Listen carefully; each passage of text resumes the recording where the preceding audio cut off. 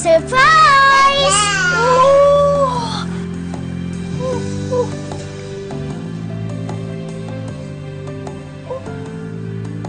Wow! Naman! Ang ganda na! I love you too, Earl. Love you, Mom. I love you too, Bex. Tara, kuha pa tayo dun. Flowers. Oh, sige. Okay. Tara.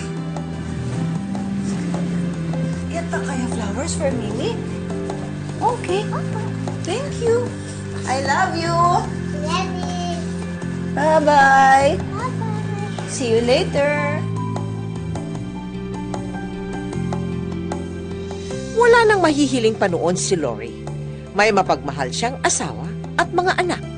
Ang hindi niya batid, yun na pala ang huling pagkakataon na kanyang makakapiling ang bunsong anak na si Earl.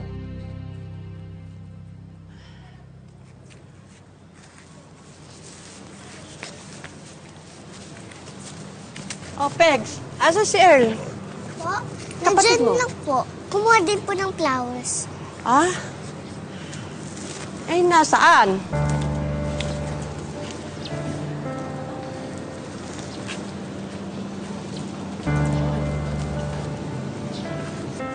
Eh, hindi ko naman makita. Nasa likod ko lang po kanina eh. Ano ba? Ba't saan yung batang yun? Ay, aboy, iyon. Sandali lang. Ano po yun? Eh, nakita mo ba si Earl? Hindi po. Ha? O sige po, Lola ah.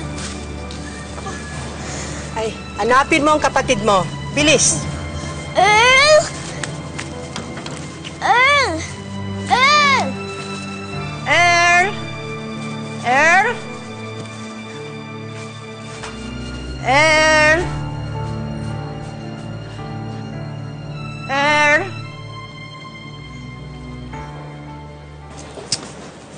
Tati! Dito na ako, Earl! Oh, anak. Miss na kita. Oh, nasa si Earl?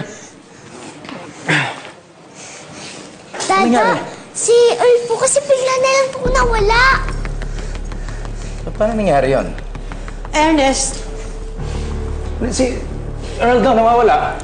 hindi ko nga alam eh. Inanap ko na sa labas.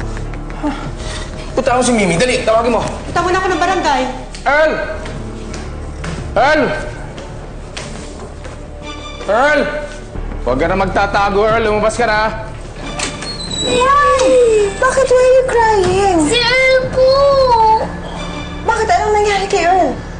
Earl! Si Earl po nawala!